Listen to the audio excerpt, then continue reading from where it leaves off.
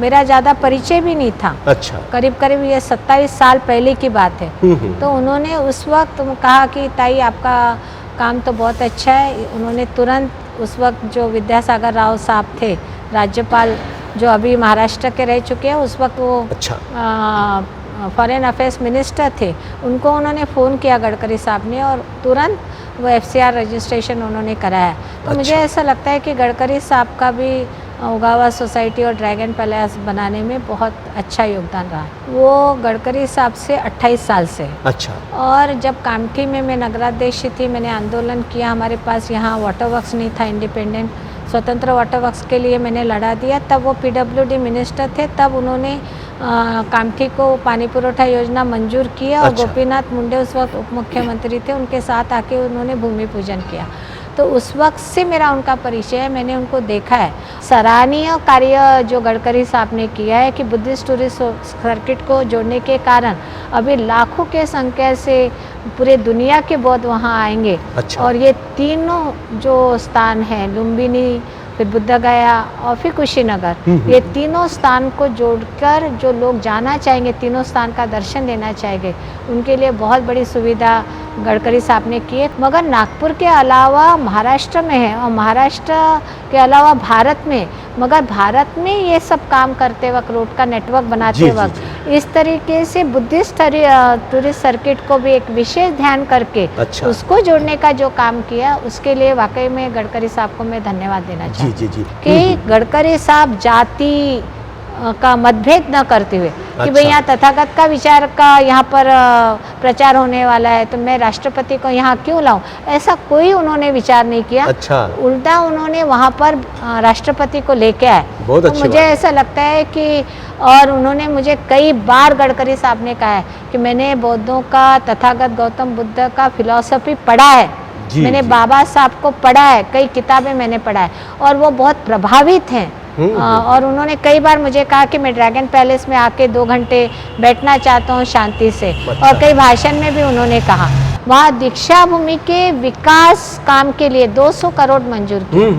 आपने देखा है हमारे भी ड्रैगन पैलेस का इंटरनेशनल बुद्धिस्ट थीम पार्क को कैबिनेट में मंजूरी दी है, करीब करीब 214 करोड़। अच्छा। के बाद देवेंद्र फडणवीस और गडकरी साहब के कारण और मोदी जी के नेतृत्व में इंदू मिल की जगह जो नहीं मिल सकती थी जी, वो मिली और वहाँ पर भव्य दिव्य से बाबा साहब का स्मारक बनने वाला है कि यहाँ से लंदन में हम लोगों ने जाके बाबा साहब के निवास स्थान को लेना और वहाँ पर अभी स्मारक बना है। अच्छा। आर्ट गैलरी बनी है, वहाँ बाबा साहब की किताबें रखी गई हैं, वहाँ पर आप जाके अगर पढ़ना चाहते हैं तो आप वहाँ पढ़ाई कर सकते हैं। तो इस तरीके से ये जो काम हो रहा है, तो मुझे ऐसा लगता है कि गडकरी साहब, देवेंद्र फडणवीस, इन्होंने अम्बेडकरी जनता और बाबा साहब के मिशन को आगे बढ़ाने के लिए उनका बहुत बड़ा योगदान रहा है। जैसे अभी जो पंत प्रधान है वो कहते हैं कि हम भारत को विश्व गुरु बनाना चाहते हैं। अच्छा। विश्व गुरु तब बनेगा जब भगवान बुद्ध का धम्म को स्वीकारा जाएगा जी। तो वो धम्म को स्वीकारते हुए शांति, मैत्री और मानव कल्याणकारी विचार को भगवान बुद्ध के इस जन्म स्थान से लेके पूरी दुनिया में पहुंचाने के काम अगर मोदी जी करते हैं तो विश्व गुरु भारत बनेगा। प्रोफेसर आके उन्होंने यहाँ पर संविधान पर 1 घंटा लेक्चर दिया हमारे कार्यक्रम में। ये संविधान का जो ढांचा है ये दुनिया में कोई नहीं बदल सकता। और कल देवेंद्र फडणवीस ने मोदी जी के सामने कहा कि जब तक चांद सूरज है संविधान बाबा साहब का रहेगा। अच्छा। दर्शकों, नमो बुद्धाय, जय भीम। मैं हूँ सदाशिव गत्से और आप देख रहे लॉर्ड बुद्धा टीवी। दर्शकों, महासूर्य डॉक्टर बाबा साहब आम्बेडकर इनके जयंती के अवसर पर मैं तमाम भारतवासियों को मंगल कामना देता हूं और इस पावन अवसर पर आज मिलने जा रहे हैं एडवोकेट सुलेखाताई कुंभारे, महाराष्ट्र राज्य की पूर्व मंत्री है। नागपुर शहर से 15 मीटर की दूरी पर कामठी नामक का शहर है और यहाँ पर ड्रैगन पैलेस है। इस ड्रैगन पैलेस की वो सर्वे सर्वा है और बहुजन रिपब्लिकन एकता मंच की वो अध्यक्ष है। तो आइए सीधा उनसे बात करते हैं। जय भीम ताई। जय भीम। जय ताई, सबसे पहले लॉर्ड बुद्धा टीवी पर मैं आपका तहे दिल से स्वागत करता हूं और आपके कार्य की मैं सराहना करता हूं जो महिला होने के बावजूद भी आप इतना सारा काम करती है, पूरे दुनिया में, जगत में आपका नाम है। तो सबसे पहले संक्षिप्त में आपका परिचय दें। हमारे पिताजी दादा साहब कुंभारे ये बीड़ी कामगारों के नेता थे, संसद सदस्य थे और उन्होंने पूरा अपना जीवन बाबा साहब के कार्यों को समर्पित किया था। जी। तो बचपन से ही मेरे ऊपर बहुत ज़्यादा हमारे पिताजी का प्रभाव था काम का, और मैंने ये तय किया था कि मैं भी अपने पिताजी के साथ बाबा साहब आम्बेडकर के मिशन को आगे बढ़ाने के लिए उनके साथ काम करूँगी। जी जी। मगर बहुत ही दुखदायक घटना ऐसी हुई कि 1982 को उनका अचानक निधन हुआ और मैं तब LLB सेकेंड ईयर में पढ़ रही थी। पर मैंने जब देखा कि दादा साहब कुंभारे जी के अंतिम यात्रा में हजारों की संख्या से लोग उपस्थित थे, तो मैंने सोचा कि इतना बड़ा परिवार दादा साहब का है जो मिशन में काम कर रहे हैं, इसलिए मैंने तय किया कि अपना जीवन जो है वो अपने पिताजी के और बाबा साहब मिशन के लिए समर्पित करूं। जी, और उस तरीके से फिर मैंने अपने पिताजी के पार्थिव देह को अग्नि दिया। और मुझे एक बात का एहसास भी हुआ अच्छा। कि तथागत गौतम बुद्ध के धम्म में ऐसा है, कहा गया है कि जहाँ जन्म है वहाँ मृत्यु तय है। इंसान कितने साल जीता है इसको महत्व नहीं, तो इंसान कितना समाज उपयोगी होता है ये ज़्यादा ज़रूरी है। और इसलिए दादा साहब के ये आदर्श को देखते हुए मैंने फिर अपना जीवन समर्पित किया और 82 से लेके अभी तक मैं समाज कार्य कर रही हूँ, धम्म कार्य कर रही हूँ, थोड़ा बहुत राजकारण, जो राजकारण नहीं बोलना चाहिए, जिसको हम एक सामाजिक दायित्व पूरा करने के लिए अच्छा। राजकीय एक वेपन के नाते, एक माध्यम के माध्यम से मैं देखती हूँ। और ऐसे काम करते करते पहले तो बीड़ी कामगारों का जो दादा साहब ने बीड़ी एंड सिगार वर्कर्स एक्ट जो लाया पार्लियामेंट में, अच्छा। जिसमें जो बीड़ी कामगारों को कामगारों का दर्जा तक नहीं था, ऐसे बीड़ी कामगारों को उन्होंने provident fund, pension, gratuity, bonus जो दिलाया था, उसका एक अधूरा काम जो था कि बीड़ी कामगारों को प्रोविडेंट फंड और पेंशन नहीं लागू हुई थी। और कुंभारे साहब ने सुप्रीम कोर्ट में केस डाला था, उसका जो रिज़ल्ट है उनके देहांत के पश्चात आया। अच्छा। तो वो बीड़ी कामगारों का जो लाखों करोड़ों रुपए बीड़ी मालिकों ने अपने पास रख लिया, प्रोविडेंट फंड कमिश्नर के यहाँ नहीं जमा किया, उसके लिए मैंने 35 दिन का आंदोलन किया। और ऐसे आंदोलन के माध्यम से बीड़ी कामगारों का जो लड़ाई थी उसको आगे बढ़ाया। फिर हमारे दादा साहब कुंभारे जी के करीब 7,000 केसेस थे। अच्छा। वो कामगारों के सिवा कभी किसी का केस नहीं लिए, फिर वो बीड़ी कामगार हो, माइंस कामगार हो, टेलीकम्युनिकेशन कामगार हो, तो करीब 7,000 केसेस लड़ने की जिम्मेदारी भी मैंने अपना वकालत पूरा करने के बाद किया। तो इस तरीके से सामाजिक कार्य करना, सामाजिक कार्य करते करते वकालत करना, और वकालत करते करते फिर चुनाव आया तो हम नगर परिषद का, तो हम नगर सेविका बने। और फिर पहली बार हम नगराध्यक्ष बने। जी सुलेखा ताई, आप इस राज्य की पूर्व मंत्री थी। तो पूर्व मंत्री बनकर आपने किस प्रकार का काम किया, कैसा? मैं कह रही हूँ कि भाई नगराध्यक्ष बनी, और नगराध्यक्ष बनने के बाद अच्छा फिर ऐसा प्रस्ताव आया कि कामठी ये विधानसभा क्षेत्र से हमने खड़े रहना चाहिए। और आपको मैं बताना चाहती हूँ कि कामठी विधानसभा ये अनुसूचित जाति के लिए आरक्षित नहीं था। अच्छा। और ऐसे कामठी विधानसभा में चुनाव में खड़े रहना और चुन के आना ये एक चैलेंज था। तो मुझे लगता है कि RPI के इतिहास में भी ये पहली बार हुआ होगा, क्योंकि शांताबाई दानी जो चुन के आए थे वो आरक्षित जगह से थे। तो एक राज्य मंत्री बनने का मौका मिला आमदार बनने के बाद। और फिर जो भी विभाग मेरे पास था, मेरे पास पानी पुरोठा था, ग्राम विकास था। अच्छा। तो मैं भाषणों में कहा करती थी कि एक दिन ऐसा था कि परम पूज्य डॉक्टर बाबा साहब को 14 तड़ा का आंदोलन करना पड़ा पानी के लिए। अच्छा। और अब ये भीम सैनिक सुलेखा ताई के रूप में आई है जो पूरे महाराष्ट्र को पानी पिलाएगी। तो इस तरीके से हमने राज्य मंत्री रहते हुए 28,000 गाँव को पीने के पानी की व्यवस्था की है। तो ये सब ऐसा जो कार्य है, ये सब पूरी तरह बाबा साहब के मिशन को आगे बढ़ाने के लिए हम करते आ रहे हैं। इसलिए अपना क्या परिचय देना। अच्छा। मुझे लगता है कि मिशन में लाखों लोग काम करते हैं, उसमें से मैं एक कार्यकर्ता हूँ, एक भीम सैनिक हूँ। और ड्रैगन पैलेस बनाने का जो मुझे अवसर मिला, ओगा मैडम जो जापान की महाउपासिका है, उनकी मेरी मुलाकात बीड़ी कामगारों के आंदोलन के वक्त ही हुआ। अच्छा। और हमने ये ड्रैगन पैलेस की संकल्पना रखी और आज ड्रैगन पैलेस को इतना 25 साल हुआ है और इस 25 साल में मुझे लगता है कि ये जग प्रसिद्ध हुआ अच्छा। है और पूरी दुनिया इसको शांति, मैत्री और मानव कल्याणकारी विचार का केंद्र करके इसको मान्यता प्राप्त मिली है। इसलिए बाबा साहब के मिशन में काम करते वक्त हमें सामाजिक कार्य करना तो करना ही है, क्योंकि उसमें हमारा कमिटमेंट है। उसके साथ धम्म, जो तथागत गौतम बुद्ध का धम्म उन्होंने दिया, अच्छा। उसको भी साकार करके आगे लेके जाने का काम हम करने की कोशिश कर रहे हैं। जी जी जी। सुलेखा ताई, ड्रैगन पैलेस का निर्माण जब किया है आपने, तो ये निर्माण करते समय बहुत ही प्रयास करना पड़ेगा आपको, बरोबर है? तो इसकी स्थापना कब हुई है? इसका ऐसे हुआ कि हमारी मुलाकात ओगा मैडम की हुई जब मैं बीड़ी कामगारों के हड़ताल पर बैठी थी। मेरा 8वां दिन भूख हड़ताल का था, कारखाना बंद हो गया था बीड़ी कामगारों को और 800 कामगार बेरोजगार हो गए थे। उस वक्त ओगा मैडम सुरेश ससाई भंती जी के साथ आए और उन्होंने हमारी मुलाकात की और उसके बाद 2-3 बार वो आने के बाद ये हमारी फ्रेंडशिप हो गई, मैत्री हो गई। और फिर उन्होंने ओगा मैडम ने हमको पहला दान जब भेजा बैंक में, तब हमको एफसीआर का जो था, अच्छा।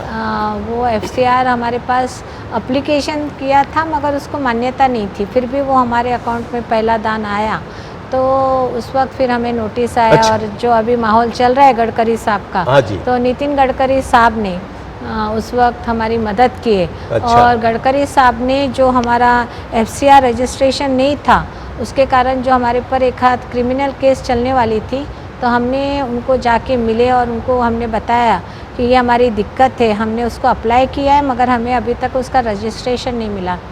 तो उन्होंने, मेरा ज़्यादा परिचय भी नहीं था, अच्छा। करीब करीब ये 27 साल पहले की बात है। तो उन्होंने उस वक्त कहा कि ताई आपका काम तो बहुत अच्छा है। उन्होंने तुरंत उस वक्त जो विद्यासागर राव साहब थे राज्यपाल, जो अभी महाराष्ट्र के रह चुके हैं, उस वक्त वो अच्छा। फॉरेन अफेयर्स मिनिस्टर थे, उनको उन्होंने फ़ोन किया गडकरी साहब ने और तुरंत वो एफसीआर रजिस्ट्रेशन उन्होंने कराया। तो अच्छा। मुझे ऐसा लगता है कि गडकरी साहब का भी ओगावा सोसाइटी और ड्रैगन पैलेस बनाने में बहुत अच्छा योगदान रहा है। जी जी। सुलेखा ताई, केंद्रीय मंत्री गडकरी साहब की बात आपने निकाली है, तो केंद्रीय मंत्री गडकरी साहब ने बुद्धा सर्किट के माध्यम से पूरे बुद्ध स्थलों को जोड़ा है, तो इस बारे में क्या कहेंगे आप? देखो, मेरा ताल्लुका जो है वो गडकरी साहब से 28 साल से है। अच्छा। और जब कामठी में मैं नगराध्यक्ष थी, मैंने आंदोलन किया। हमारे पास यहाँ वाटर वर्क्स नहीं था, इंडिपेंडेंट स्वतंत्र वाटर वर्क्स के लिए मैंने लड़ा दिया। तब वो पीडब्ल्यूडी मिनिस्टर थे, तब उन्होंने कामठी को पानी पुरोठा योजना मंजूर किया। और अच्छा। गोपीनाथ मुंडे उस वक्त उप मुख्यमंत्री थे, उनके साथ आके उन्होंने भूमि पूजन किया। तो उस वक्त से मेरा उनका परिचय है, मैंने उनको देखा है। और अभी जब मैं फ़िलहाल जब हमारे माताजी का निर्वाण हुआ और उनके अस्थि लेके जब मैं बुद्ध गया गई, तो मुझे इस बात का बहुत आश्चर्य लगा। अच्छा। कि मैं जहाँ पर बुद्ध गया हर साल जाती हूँ, क्योंकि हमारे पिताजी के अस्थि वहाँ रखे हुए हैं जापान के बुद्ध विहार में। अच्छा। तो इस बार जब मैं गई तो मुझे इतना आश्चर्य हुआ कि तथागत गौतम बुद्ध का जन्म स्थान, तथागत गौतम बुद्ध का एनलाइटमेंट जहाँ हुआ और तथागत गौतम बुद्ध का महापरिनिर्वाण जो हुआ, ये तीनों जगहों को इस तरीके से रोड नेटवर्क से जोड़ा गया है। अच्छा। तो वो नेटवर्क मैंने देखा और मैंने सोचा कि ये बुद्धिस्ट टूरिस्ट सर्किट को जोड़ने का जो काम इन्होंने किया है। अच्छा। क्योंकि भगवान बुद्ध का धम्म जो यहाँ पर जन्म भले ही भारत में लिया है, मगर इसका जो स्वीकारा गया है जापान ने, थाईलैंड ने, श्रीलंका ने, वियतनाम ने, म्यांमार ने, चाइना ने, इन्होंने सब बौद्ध राष्ट्र करके वो सामने आए हैं। अच्छा। और ऐसे पूरी दुनिया के लोग जब बुद्ध गया आते हैं, अच्छा। तो उनको ये जो सुविधा रास्ते के नेटवर्क के माध्यम से उन्होंने जो दिया, जी, तो जी। मुझे ऐसा लगता है कि ये बहुत ही सराहनीय कार्य जो गडकरी साहब ने किया है कि बुद्धिस्ट टूरिस्ट सर्किट को जोड़ने के कारण अभी लाखों के संख्या से पूरे दुनिया के बौद्ध वहाँ आएंगे। अच्छा। और ये तीनों जो स्थान हैं, लुम्बिनी, फिर बुद्ध गया और फिर कुशीनगर। ये तीनों स्थान को जोड़कर जो लोग जाना चाहेंगे, तीनों स्थान का दर्शन लेना चाहेंगे, उनके लिए बहुत बड़ी सुविधा गडकरी साहब ने की है। करीब 22,000 करोड़ के रास्ते उन्होंने बनाए हैं। इसलिए मुझे लगता है कि गडकरी साहब का जो नेटवर्क है, अच्छा, ये पूरे भारत में तो है ही, नागपुर में तो हम देख ही रहे हैं, मगर नागपुर के अलावा महाराष्ट्र में है और महाराष्ट्र के अलावा भारत में, मगर भारत में ये सब काम करते वक्त, रोड का नेटवर्क बनाते वक्त इस तरीके से बुद्धिस्ट टूरिस्ट सर्किट को भी एक विशेष ध्यान करके अच्छा, उसको जोड़ने का जो काम किया, उसके लिए वाकई में गडकरी साहब को मैं धन्यवाद देना चाहती हूँ। जी। सुलेखा ताई जी, ये जो ड्रैगन पैलेस यहाँ पर जो आपने निर्माण किया है, तो ये कितने एकड़ की ज़मीन पर खड़ा है? देखो हमारे यहाँ ओगावा सोसाइटी के पास 40 एकड़ जगह है। अच्छा, तो उसमें से आप जब एंट्री करेंगे तो आपको परम पूज्य डॉक्टर बाबा साहब का स्मारक दिखेगा। अच्छा, वहाँ पर बाबा साहब का शिल्प दिखेगा, जो राजश्री थाट पे बैठे हुए बाबा साहब है, जो कहीं पर आप महाराष्ट्र में नहीं देखेंगे। अच्छा, तो हमने पहले बाबा साहब को नमन करना है, क्योंकि बाबा साहब ने हमें तथागत गौतम बुद्ध का धम्म दिया। सही बात। इसलिए हमने बाबा साहब का स्मारक 10 एकड़ जगह पर बनाया। वाह वाह वाह। पर वहाँ से आप आने के बाद, आगे आने के बाद आपको 10-12 एकड़ पर आपको ड्रैगन पैलेस दिखेगा। वाह वाह। तो ड्रैगन पैलेस में तथागत गौतम बुद्ध का शांति, मैत्री और मानव कल्याणकारी विचार पूरे दुनिया में जाना चाहिए, जो परम पूज्य डॉक्टर बाबा साहब को अभिप्रेत था कि मैं पूरा भारत बौद्धमय करूँगा। मुझे लगता है बाबा साहब के ये सपने को पूरा करने के लिए ये एक पुष्प हमने यहाँ पर दिया है, जो ड्रैगन पैलेस के स्वरूप में आज पूरा दुनिया में प्रसिद्ध है। और इतना ही नहीं, उसके आगे आप जाएंगे तो आपको विपश्यना मेडिटेशन सेंटर दिखेगा। जो विपश्यना मेडिटेशन सेंटर के माध्यम से तथागत ने कौन सा ऐसा व्यवहारिक मार्ग बताया। हम कहते हैं कि हम बुद्धिस्ट हुए हैं, हम बुद्धिस्ट विचारों से या हमने पढ़ने के बुद्धिस्ट नहीं होते, हमें तथागत गौतम बुद्ध ने मार्ग बताया। ये मार्ग पर हमें चलना पड़ेगा, अत्तदीप भव, तो हमें खुद चलना पड़ेगा। तो वो कौन सा ऐसा मार्ग है, तो वो मार्ग का यहाँ प्रशिक्षण दिया जाता है। तो यहाँ पर विपश्यना मेडिटेशन सेंटर है। मैं आपको थोड़ा सा और ऐड करना चाहती हूँ कि जब विपश्यना मेडिटेशन सेंटर मेरा करीब पूरा होने वाला था, तो मैं नेशनल माइनॉरिटी कमीशन पर मेंबर थी दिल्ली में। अच्छा। तो मुझे पता चला, गिरीश गांधी साहब का फ़ोन आया कि गडकरी साहब को मैं मिलने आया हूँ। तो मैंने कहा क्यों आया, तो बोले वो हम राष्ट्रपति की तारीख ले रहे हैं कि उनके सुरेश भट्ट सभागार का हमें उद्घाटन करना है। अच्छा। तो मैंने तुरंत अपनी गाड़ी निकाला और गडकरी साहब के ऑफिस में गई और मैंने कहा गडकरी साहब आप क्या नागपुर में राष्ट्रपति को बुला रहे? तो उन्होंने कहा हाँ बुला रहे। मैंने कहा देखो, आप अगर राष्ट्रपति को नागपुर बुलाएंगे तो आपको कामठी भी लाना पड़ेगा। अच्छा। मैंने बहुत अधिकारवाणी से कहा।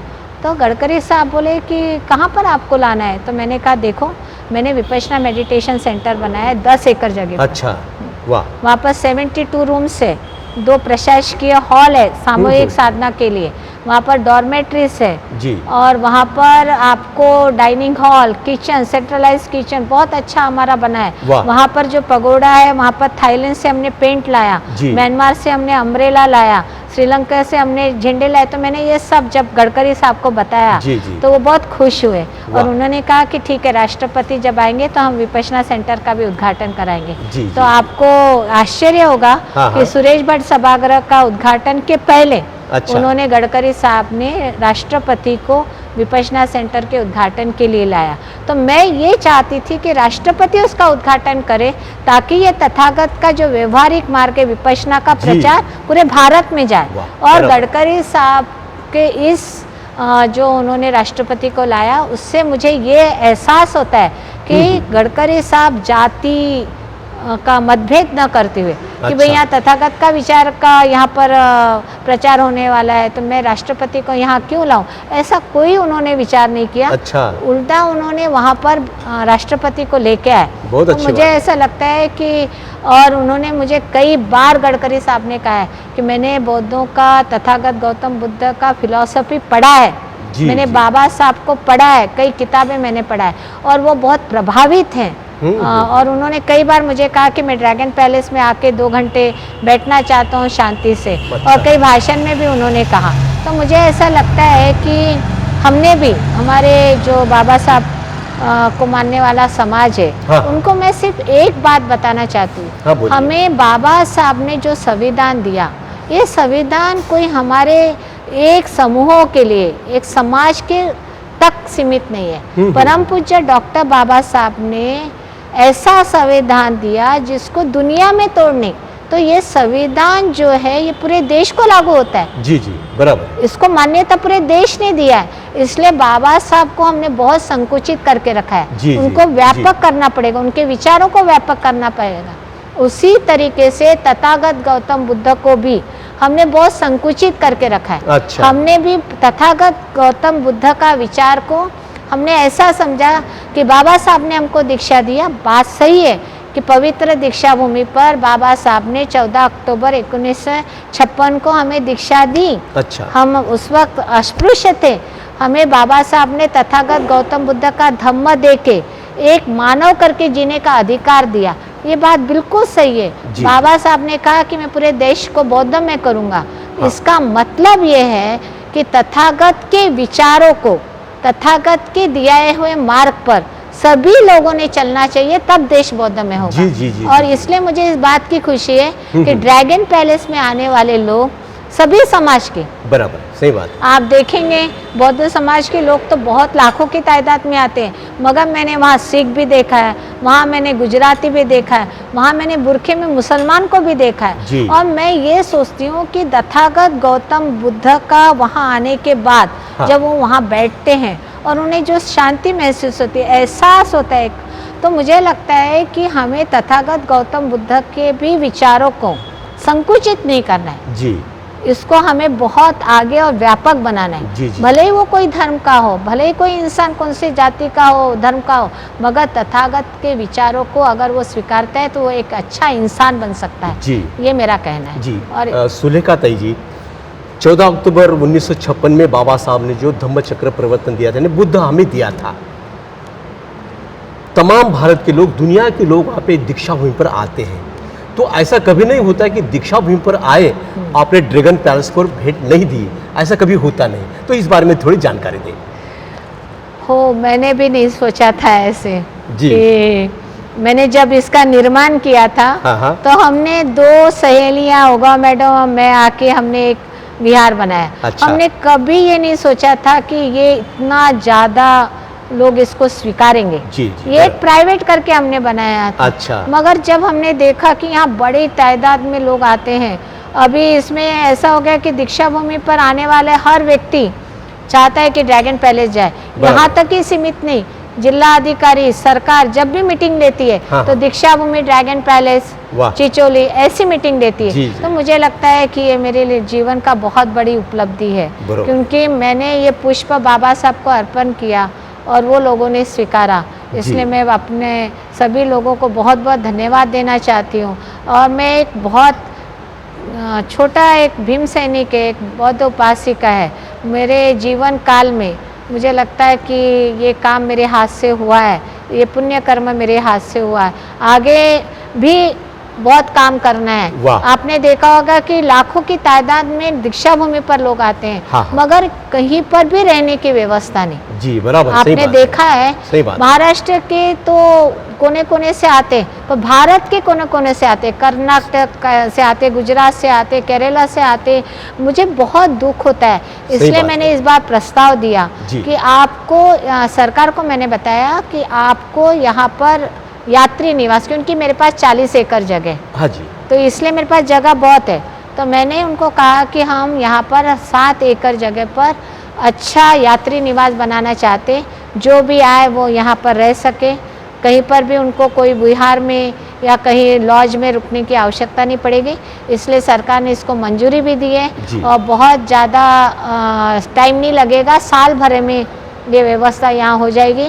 और हम सरकार के बारे में जब बोलते हैं कि राज्य सरकार हो या केंद्र सरकार, अच्छा, हमारे बाबा साहब के मानने वाले लोगों के दिमाग में ये बात होती है, मगर ये जो सरकार आई है राज्य में और केंद्र में, जितना इन्होंने दीक्षा भूमि के लिए किया है, अभी आपने देखा होगा 4 महीने पहले कैबिनेट में जो रिजोल्यूशन पास हुआ वहाँ दीक्षा भूमि के विकास काम के लिए 200 करोड़ मंजूर किए। आपने अच्छा। देखा है। जी। हमारे भी ड्रैगन पैलेस का इंटरनेशनल बुद्धिस्ट थीम पार्क को कैबिनेट में मंजूरी दी है, करीब करीब 214 करोड़ का। अच्छा।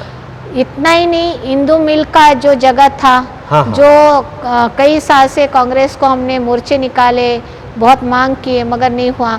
ये सरकार आने के बाद देवेंद्र फडणवीस और गडकरी साहब के कारण और मोदी जी के नेतृत्व में इंदू मिल की जगह जो नहीं मिल सकती थी जी। वो मिली, और वहाँ पर भव्य दिव्य से बाबा साहब का स्मारक बनने वाला है। और हमने खुद हाँ। और आपको मैं बताना चाहती हूँ कि हाँ, जो बाबा साहब का वहाँ स्टैचू बैठने वाला है, अच्छा। जो 200 फीट से भी ज़्यादा है, तो उसकी मंजूरी के लिए अच्छा। वहाँ पर आनंद राज आम्बेडकर है, भीमराव आम्बेडकर है, सभी रिपब्लिकन नेताओं को वहाँ बुलाया गया। अच्छा। सभी को सम्मान दिया गया कि आप आइए, बाबा साहब का स्टैचू बराबर बना है कि नहीं, अच्छा। सिंबॉलिक आप देखिए, उसको अप्रूवल दीजिए। तो ये सरकार सिर्फ बनाता नहीं है, तो ये सरकार हमको विश्वास में भी लेता है जी, कि जी। कोई उनसे गलती ना हो। इसलिए मुझे लगता है, जी। और मुझे और एक याद है हाँ, बोलिए। कि जो बाबा साहब आम्बेडकर का जो निवास स्थान था लंदन हाँ, में, जहाँ हाँ, पर हाँ, बाबा हाँ, साहब ने पढ़ाई की है, अच्छा। वो निवास स्थान को लीलाव में जाने वाला था। अब लीलाव में जाने के कारण वो हमारे हाथ से निकल जाता था। हाँ, तो बराबर जब है। पता चला, जी। हम लोग जैसे लोगों ने उनको रिक्वेस्ट किया, और देवेंद्र फडणवीस जी को जब हमने कहा, राजकुमार बडोले साहब सामाजिक मंत्री थे, हाँ जी। आठवले साहब थे, हमने उनको रिक्वेस्ट किया कि अगर ये घर लीलाव में जाता है, अच्छा। तो इससे बड़ा दुख हमको नहीं होगा। सही क्यों बात। ना सरकार सामने आए और इस लीलाव में भाग न लेते हुए सरकार को रिक्वेस्ट करे कि ये जगह हम लेना चाहते हैं। अच्छा। तो उन्होंने ये दिक्कत बताए कि हमेशा सरकार जो है पैसे महाराष्ट्र में खर्च कर सकती है, भारत सरकार भारत में कर सकती है, जी। मगर विदेश में जाके ये लेना हम उनके लिए नामुमकिन है।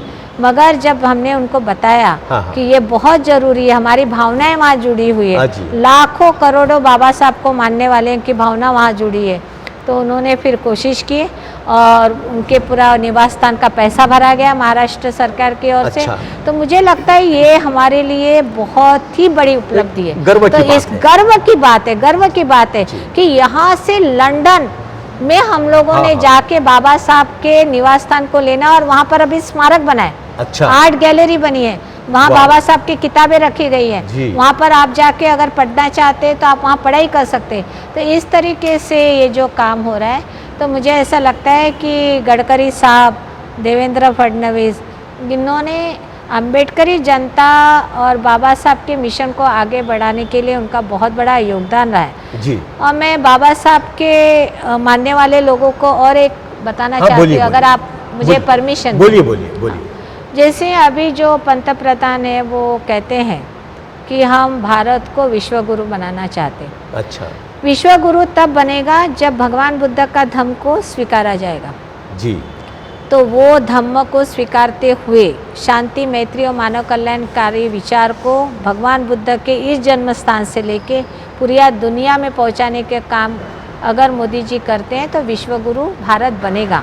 सही बात। अभी उनकी गारंटी अगर मोदी जी लेते हैं कि मैं भारत को विश्व गुरु बनाऊंगा, तो मैं सुलेखा ताई एज अ आम्बेडकराइट एक जी। समर्पित जीवन जिन्होंने दिया अपने बाबा साहब के मिशन के लिए, अच्छा। एक तथागत गौतम बुद्ध की महाउपासिका करके काम कर रही हूँ। अच्छा। मैं भी आज अपने कार्यक्रम में मैंने घोषणा की कि उनकी अगर गारंटी है विश्व गुरु बनाने की भारत की, तो मेरी भी गारंटी है कि वाह। परम पूज्य डॉक्टर बाबा साहब के संविधान को बदलने की किसी की ताकत नहीं है। ये गारंटी हमने भी दी है जी, जी, कि जी, वहाँ पर एक्चुअली ये मिसगाइड किया जा रहा है। हाँ, ये हाँ, लोगों अच्छा। को गुमराह किया जा रहा है। यानी बाबा साहब का जो संविधान है, आज हमने लेक्चर रखे थे, एक मुस्लिम प्रोफेसर आके उन्होंने यहाँ पर संविधान पर 1 घंटा लेक्चर दिया अच्छा। हमारे कार्यक्रम में। ये संविधान का जो ढांचा है, हाँ। ये दुनिया में कोई नहीं बदल सकता। अच्छा। और कल देवेंद्र फडणवीस ने मोदी जी के सामने कहा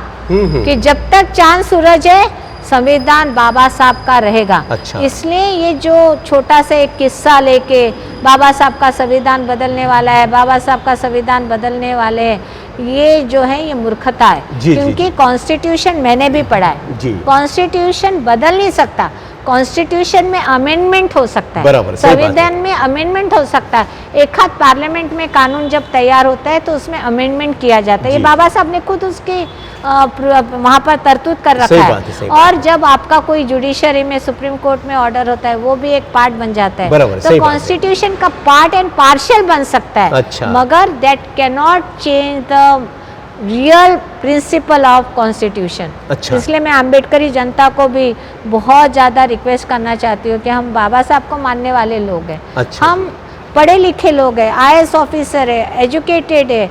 आज हम कहाँ के कहाँ पहुँच गए। आज हम वंचित नहीं रहे। जी। मैं वंचित जो कहते हैं ना कि हम वंचित है, अच्छा। उनको भी मैं बताना चाहती हूँ कि इतने साल के बाद बाबा साहब ने इतना संविधान दिया, बाबा साहब के मिशन को इतना आगे बढ़ाया। आज हमारे बच्चे फॉरेन में पढ़ रहे, बराबर। हमारे लड़के लोग IAS ऑफिसर बन रहे, पायलट बन रहे, एडवोकेट हो रहे, डॉक्टर्स हो रहे।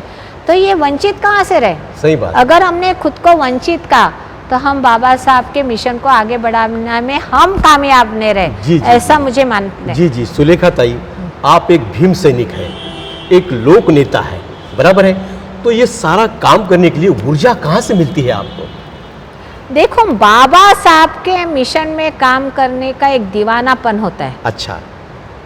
हम तो दीवाने बन गए हैं बाबा के साहब दीवाने। के, भीम के दीवाने हैं हम। वाह। हम तो जितना भी करेंगे ना, हमें लगता है बाबा साहब के मिशन को हमारा ज़्यादा योगदान नहीं हुआ है। जी। क्योंकि इतना बड़ा मिशन, इसको आगे बढ़ाना और बाबा साहब के सपनों को साकार करना, ये हमारी उम्र कम पड़ती है। हाँ जी, बराबर। हाँ, हमारी उम्र कम पड़ती है। और ये जब करते हैं, अगर बाबा साहब के कोई भी मिशन में काम करते हैं तो हमें ऊर्जा मिलती है। सही बात, सही और वो ऊर्जा से फिर काम पर लग जाते जी। हैं। हमें संघर्ष भी है, हमें तकलीफ भी है। हम बाबा साहब के मिशन में काम करते वक्त हमें तकलीफें नहीं है, ऐसा नहीं। सही बात। हमें संघर्ष है, हमें विरोध है। सब बातों को स्वीकारते हुए जब हम वहाँ से उभरते हैं तो जी। और ताकत से और ऊर्जा से निकलते हैं। जी, जी, तो जी। मुझे ऐसा लगता है कि बाबा साहब के भीम सैनिक जो है ऊर्जावान है जी जी जी, और ये सुलेखा आगे ताई। मिशन को बढ़ाते रहेंगे। जी, सुलेखा ताई जी, आपका जो ड्रैगन पैलेस है, यहाँ पे हर समाज के लोग, हर जाति के लोग यहाँ पर आते हैं। और जब ड्रैगन पैलेस में प्रवेश करते हैं तो उनको ऐसा लगता है कि हम कहीं दूसरे देश में, जापान में है, ऐसा लगता है, महसूस होता है। इस बारे में क्या कहेंगे आप? देखो, मेरा ऐसा कहना है कि ये शांति का केंद्र है। अच्छा। मगर मैं एक प्रोजेक्ट बहुत अच्छा दी हूँ। जैसे मैंने बाबा साहब स्मारक बनाया तो लोगों ने कहा आप अमर हो गए, ताई आपण अमर झाले। फिर मैंने ड्रैगन पैलेस बनाया, फिर लोगों ने कहा ताई आप अमर हो गए, आपको 100 साल लोग नहीं भूलेंगे। अच्छा। फिर मैंने विपश्यना सेंटर बनाया, फिर लोग कहते हैं कि ताई आप अमर हो गए, आपने इतना सुंदर विपश्यना सेंटर। मगर मेरा और एक अमर होने का एक चैलेंज है। अच्छा। और वो ऐसा है कि मैं इंटरनेशनल बुद्धिस्ट थीम पार्क बना रही हूँ। अच्छा। देखो हुआ क्या कि भगवान बुद्ध का धम्म यहाँ से, भारत से जापान गया। अब मैं यहाँ पर जापानीज चैंटिंग करती हूँ। अच्छा। तो ये कल्चर है वहाँ का। हाँ जी। तो लोगों को वो पसंद नहीं आता कि ये चैंटिंग क्या होता है, तो हमने उनको दूर कर दिया। यानी लोग कहते हैं ये चैंटिंग हमें नहीं चलती। अब आप जाएंगे चाइना में, बुद्धिज़्म चाइना में गया, वहाँ अच्छा। उनका अलग टाइप का कल्चर है, भाषा अलग है। फिर आप जाएंगे म्यांमार में, तो हर देश में जाने के बाद वहाँ का कल्चर चेंज होता है। अच्छा। वहाँ की भाषा बदलती है, वहाँ का रहन सहन बदलता है। अच्छा तो जी। ये जो बदलाव हुआ है उसको हमारे भारत के बुद्धिस्ट लोग स्वीकारते नहीं है। अच्छा तो जी। मुझे उनको ये कहना है कि मैं यहाँ पर ऐसा एक सेंटर बना रही हूँ, 7 वंडर्स ऑफ बुद्धिस्ट वर्ल्ड, जी। ये मेरा टाइटल है। दुनिया भर का जितना भी बुद्धिस्ट कंट्री है उसको अंडर वन अम्ब्रेला में यहाँ लाऊंगी। अच्छा। यहाँ पर आप जापान में बुद्धिज़्म कैसा है ये आप सीखेंगे। हर देश का यहाँ पर, चाइना में, थाईलैंड में, म्यांमार में, श्रीलंका में, ये सब बुद्धिज़्म का एक जगह पर जब आएगा, अच्छा। तब आपको एक नई एनर्जी मिलेगी। जी। क्योंकि उनका कल्चर, आपको मैं उदाहरण देती हूँ। बोलिए, बोलिए। उदाहरण देती हूँ कि जैसे आप यहाँ महाराष्ट्र में, आप विदर्भ में हैं, आपकी मराठी अलग टाइप की टोन होती है। बराबर, सही आप बात जब मराठवाड़ा जाएंगे तो मराठवाड़ा की टोनिंग अलग रहेगी। सही अगर बात। आप पश्चिम महाराष्ट्र में जाएंगे तो मराठी की भाषा अलग हो जाएगी। तो यहाँ महाराष्ट्र में हाँ। आपके भाषा की टोनिंग चेंज होती है। बराबर है। उसी प्रकार खान पान चेंज होता है जी। है ना। यहाँ का विदर्भ का खान पान अलग है, मराठवाड़ा का अलग है, उसी प्रकार रहने का जो है, कपड़े का जो पहनने का वो भी तरीका अलग है। तो जब महाराष्ट्र में इतना अलग अलग कल्चर, अलग अलग भाषा, अलग अलग प्रकार हो सकता है, तो जब बुद्धिज्म यहाँ से अगर कोई दूसरे देश में जाता है तो वो उसका कल्चर बदल जाता है, मगर उसका बैकबोन जो है, आप नहीं समझे, जो प्रिंसिपल ऑफ बुद्धिज्म है वो सेम है, बैकबोन सेम है, कल्चर डिफरेंट है। फॉर एग्जाम्पल, एक मुसलमान, आज मुसलमान लोग ईद मना रहे हैं, यहाँ जिस तरीके से नमाज पढ़ा जाता है पाकिस्तान में भी वैसी नमाज पढ़ा जाता है, आपका अरब कंट्री में भी, मगर हमारा यहाँ का मुसलमान को अगर कुछ होता है तो पाकिस्तान के मुसलमान को दुख होता है, मगर हमारे बुद्धिस्ट लोगों को भारत में कुछ होता है तो जापान, थाईलैंड, श्रीलंका, म्यांमार जैसे देश में कनेक्टिविटी नहीं रह गई। सही बात है, तो इसलिए मैं चाहती हूँ कि ये पूरा दुनिया जो है इसकी कनेक्टिविटी बढ़े। जो बाबा साहब का सपना था, मिशन था भारत को बौद्ध में करने का, ये दुनिया ने स्वीकारा है, इसको हम एक जगह पर लाने चाहते हैं। इसके लिए मैंने 20 एकड़ जगह पर, अच्छा, हाँ 20 एकड़ जगह पर मैं इंटरनेशनल बुद्धिस्ट थीम पार्क बनाऊंगी, जहाँ पर बौद्ध के 7 बौद्ध राष्ट्र एक जगह आएंगे और वहाँ पर आपको लैंग्वेज, कल्चर, इतना ही नहीं, इकोनॉमिकली आपको बिजनेस के माध्यम से भी इंटरेक्शन होगा। अच्छा, यानी हमने बाबा साहब के मिशन में सामाजिक कार्य किए, धम्म कार्य कर रहे, राजकारण कर रहे, मगर इकोनॉमिकली अपलिफ्टमेंट नहीं कर रहे। अच्छा। तो अभी मेरा मिशन जो है कि इकोनॉमिकली जो बाबा साहब का अपलिफ्टमेंट का जो बात है उसमें भी हमने काम करना चाहिए। हमारे लोगों ने बिजनेस वुमेन होना चाहिए। मेरा एक सपना है, मैं बिजनेस वुमेन होना चाहती हूँ और मैं हूँ भी, इसीलिए मैं इतना सब संभालती हूँ। तो मुझे लगता है कि ये इंटरनेशनल बुद्धिस्ट थीम पार्क जो आपने कहा कि ड्रैगन पैलेस में एंट्री के वक्त बहुत शांतता महसूस होती है, आप मुझे 5 साल का समय दीजिए, आपको दुनिया का बुद्धिज्म मैं यहाँ पर लाऊंगी। आप सबका आशीर्वाद, आपका सबका साथ, आपका सबकी शुभकामनाएं मेरे साथ होगी। तो ये बौद्ध उपासिका, बौद्ध भीम सैनिक बहुत ऊंचाई तक के बौद्ध धर्म को लेके जाएंगे। सुलेखा ताई जी, अम्बेडकरी समाज में अभी महाराष्ट्र के अंदर कम से कम 52 छोटे मोटे गुट हैं और हर गुट कहता है, दावा करता है कि हम बाबा साहब का सपना पूरा करने वाले हैं। इस बारे में क्या कहेंगे आप? देखो बाबा साहब के मिशन में काम करने वाले जैसे रिपब्लिकन पार्टी है, तो रिपब्लिकन पार्टी के 3-4 जो ग्रुप थे, तो हमने बहुत उपोषण किया। मैंने RBI स्क्वायर में 8 दिन का उपोषण किया था। सभी RPI नेता मुझे आके मिले, प्रकाश आंबेडकर, कवाड़े सर, सभी आके मिले। उन्होंने कहा नहीं हम सब आएंगे साथ में, और हमने कोशिश की है सब लोग आएंगे और सब लोग आए भी कई बार, मगर क्या होता है कि इलेक्शन के इस पर वो टिकता नहीं है। अब कई गुट और तैयार हो गए।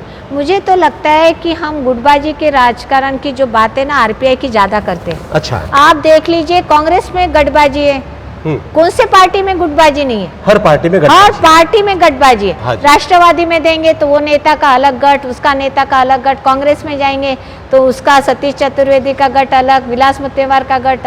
तो ये गठ सभी के इसमें है, सिर्फ हमारे जो लोग हैं ना, उनके बाहर लाके दिखाया जाता है। मैं तो बहुत खुश हूँ, चाहे कितने भी गठ हो, कोई घर में नहीं बैठेगा। अच्छा, जो बाहर आएगा उसने काम करना है, उसको योगदान देना है। उसको लगता है मैं लीडर हूँ, मैं 100% बाबा साहब का हूँ, चल बेटा तू भी काम कर। अच्छा, घर में मत बैठ, काम कर। अच्छा। तो हमारे गठबाजी का नहीं है। देखो हमारा समाज, जब भी कोई ऐसा बाहर से कोई खतरा आता है तो हमारा समाज एक हो जाता है। हमारी सब गठबाजी हम बाजू में करते। खैरलान जी जैसा उदाहरण है हमारे सामने। खैरलान जी जब हुआ तो हमारे पूरे गठबाजी हमने बाजू में रखे और हमारा समाज एक हुआ। मराठवाड़ा विद्यापीठ का प्रश्न है, पूरा समाज एक हो गया। तो हम लोग एक है। हाँ, हम लोग एक है। भले ही हमारे थोड़े से दिखने में ज़्यादा दिखते हैं, मगर मेरे को उनसे कोई तकलीफ नहीं, कोई शिकवा नहीं, कोई नाराजी नहीं। हर एक ने काम करते रहना चाहिए, यही मैं अपील करती हूँ। जी। सुलेखा ताई जी, आप एक पार्टी चलाती है, बहुजन रिपब्लिकन एकता मंच, इसकी क्या भूमिका है? देखो मैं पार्टी नहीं चलाती, मैं पार्टी वार्टी नहीं चलाती हूँ। ये तो बहुजन रिपब्लिकन एकता मंच जो है ना, ये मंच है। ये 80% सामाजिक कार्य और 20% राजकारण। अच्छा। देखो मेरा ऐसा ख्याल है व्यक्तिगत कि बाबा साहब ने शेड्यूल कास्ट फेडरेशन को बर्खास्त करके रिपब्लिकन पार्टी ऑफ इंडिया का एक मुखपत्र के माध्यम से संकल्पना अच्छा। रखी थी। क्यों रखी थी कि रिपब्लिकन पार्टी एक समूह, एक समाज तक सीमित न रहे, इसमें ओबीसी है, इसमें सब समाज का समावेश हो। अच्छा। इसलिए यहाँ बहुजन नाम लिखा है। अच्छा, इसका जो बहुजन शब्द मैंने वापरा है वो उसके पीछे वो उद्देश्य है। अच्छा। आज मेरे कार्यक्रम में अजय कदम, अशोक पीसे, मुस्लिम लोग, नियाज कुरैशी, सब बहुजन समाज के लोग ये बहुजन रिपब्लिकन एकता मंच में। अच्छा। यानी वहाँ पर बहुजन समाज में आदिवासी भी देखेगा, गोवारी समाज भी देखेगा, सभी दिखेगा जी। बहुजन को लेके चलना। हाँ। और एक तरफ हमारे रिपब्लिकन आम्बेडकरवादी, तो ये दोनों को लाके एक मंच हमने दिया है। अच्छा। पर मैं आपको बताना चाहती हूँ ये पार्टी नहीं है, ये मंच है। अच्छा। और मैंने सभी रिपब्लिकन नेताओं को बताया कि जिस दिन आप एक हो जाएंगे मैं बहुजन रिपब्लिकन एकता मंच बर्खास्त कर दूंगी, मैं आपके साथ होंगी। आज भी मैं कह रही हूँ, अच्छा। आज भी मेरा कहना है कि प्रकाश आम्बेडकर जैसा एक नेतृत्व अगर समाज को मिलता है, अच्छा। मेरा आज भी कहना है। मैं बहुत अपेक्षा कर रही थी ये चुनाव में कि प्रकाश आम्बेडकर का नेतृत्व सामने आए, उभरे। अच्छा। और क्योंकि बाबा साहब आम्बेडकर का नाम उनके साथ जुड़ा है। बराबर। हाँ, सही में तो हम उनके बच्चे, बाबा साहब तो हमारा बाप है जी। उनका आजोबा नहीं हो सकता। अच्छा। हाँ, प्रकाश आम्बेडकर का आजोबा नहीं हो सकता, वो हमारा बाप है। अच्छा। समझे क्या? जी जी। मगर प्रकाश आम्बेडकर के तरफ देखने का एक लोगों का एक ये था कि एक हमें आशा की किरण एक आशा की किरण दिख रही थी इस चुनाव में। अच्छा। मैं तो ये चाहती थी और मैं उनके लोगों को सजेस्ट भी किया कि प्रकाश आम्बेडकर साहब ने इस बार किसी भी हालत में कम से कम 4 चुनाव लड़े, 4 लोकसभा लड़े, उसमें से 2 खासदार चुन के लाए और अपने पार्टी को रजिस्टर करके रिकॉग्नाइज करे और सिंबल रजिस्टर कर ले। अच्छा। ताकि आगे की चुनाव में अपने पास एक सिंबल रहेगा। अच्छा। नहीं समझे क्या? जी, जी, जी। मगर आज तक पार्टी रजिस्टर्ड नहीं हुई, इसके कारण आज सिंबल नहीं। आज दुख की बात है कि प्रकाश आम्बेडकर का नेतृत्व जो पूरे आम्बेडकरी जनता उनकी तरफ देख रही थी, आज थोड़ा सा वो, मुझे तो बहुत मुश्किल लग रही है कि कांग्रेस के अकोला में जो उन्होंने उम्मीदवार खड़े किए तो इसमें भी धोखा लग रहा है मुझे। अच्छा। यहाँ पर भी धोखा लग रहा है, कहाँ पर कि जहाँ पर वंचित के कैंडिडेट है। अच्छा। तो इसलिए मैं प्रकाश आम्बेडकर से भी दरखास्त करना चाहती हूँ। हाँ, बोलिए। कि आगे आप एक काम कीजिए प्रकाश जी, आप हमें बुलाइए, कवाड़े सर को बुलाइए, गवई साहब को बुलाइए, आठवले साहब को बुलाइए, हम आपके नेतृत्व में काम करने के लिए तैयार। अच्छा। हम तो मित्र पक्ष है ना, हमने कोई बीजेपी में समर्पित हो ही किया, उनके पक्ष में थोड़ी गए। हाँ जी। हम तो मित्र पक्ष, हमारी आइडेंटिटी, हमारा विचार, मैंने बीजेपी को समर्थन दिया है। हाँ। हमारा स्वतंत्र विचार है, हमारे वैचारिक मतभेद है, सिर्फ विकास का एजेंडा लेके हमने बीजेपी के साथ मित्र करके हम काम कर रहे हैं। अच्छा। मगर प्रकाश आम्बेडकर अगर सामने आते हैं तो मैं सुलेखा कुंभारे करके गारंटी लेती हूँ सभी रिपब्लिकन नेता को उनके नेतृत्व में लाने की मेरे में इतनी ताकत है। वाह। मगर प्रकाश आम्बेडकर कहते हैं कि कौन आठवले, कौन कवाड़े, कौन गवई, तो ऐसे अहंकार में कोई नेतृत्व नहीं चल सकता।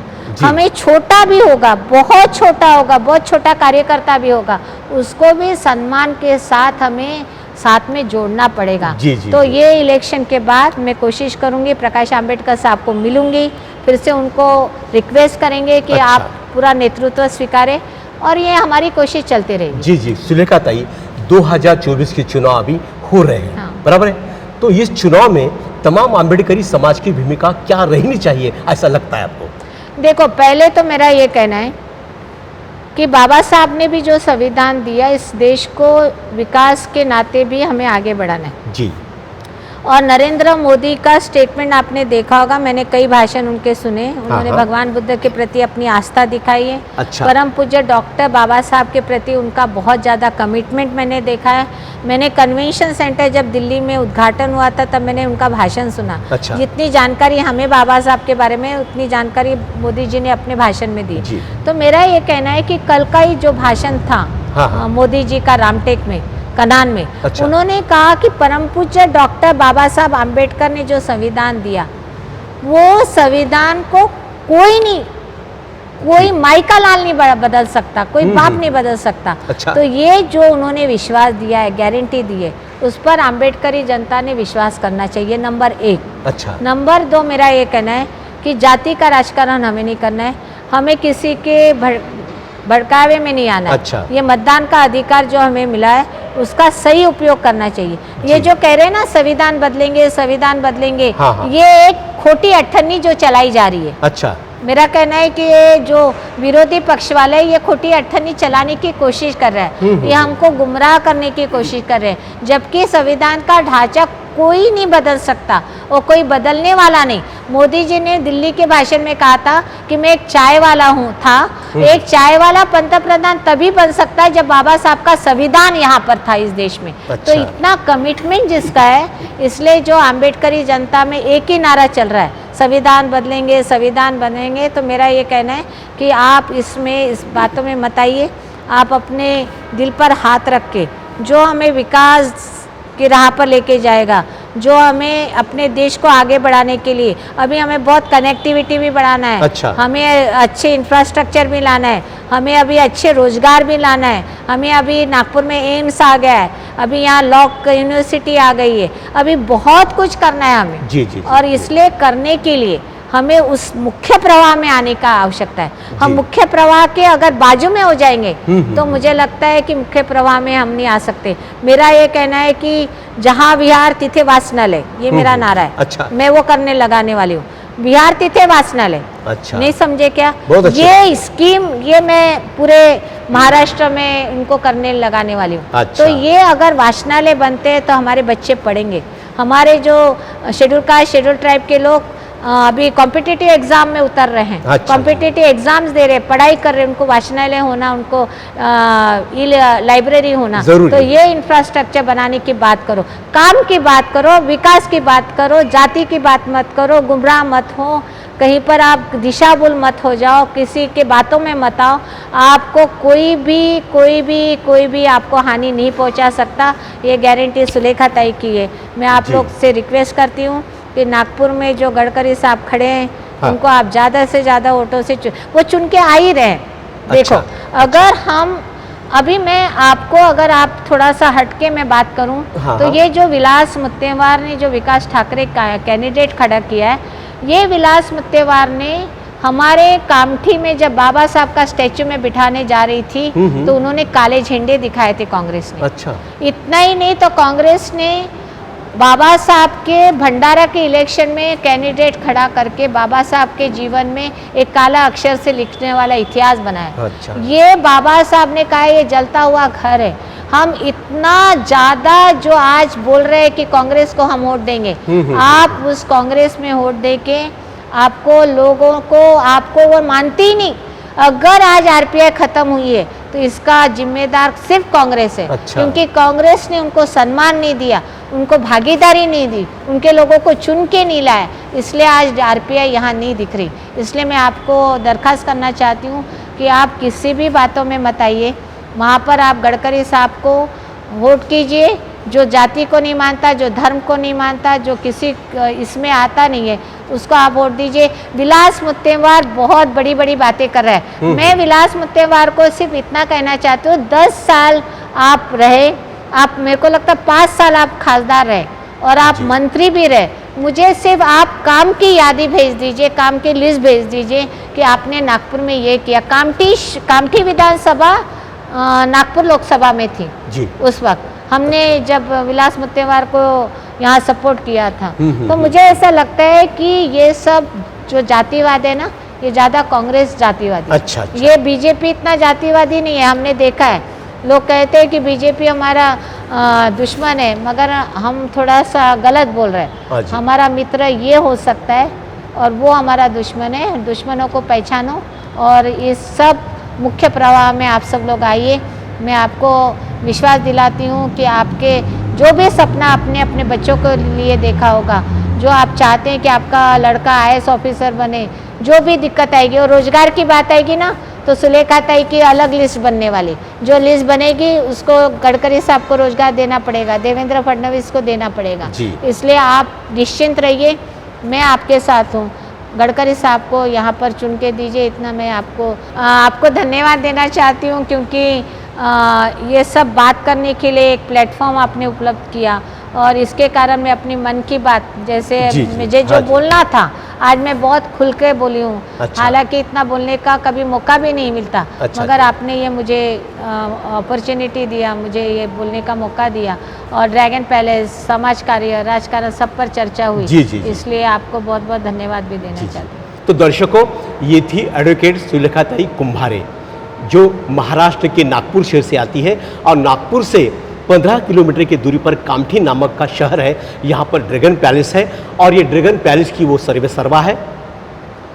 महाराष्ट्र राज्य में पूर्व मंत्री बोलकर उन्होंने काम किया है। आने वाले दिनों में सुलेखाताई कुम्भारे के माध्यम से ऐसा ही ड्रैगन पैलेस का काम उन्नति की पथ पर जाए, बाबा साहब के विचारों का कार्य हो, बुद्ध के विचारों का कार्य हो, उनके हाथों से, उनके विचारों से। यही उनके प्रति मैं मंगल कामना जताता हूं और समय को देखते हुए मैं मेरी बातों को यहां पर विराम देता हूं। धन्यवाद। जय भीम।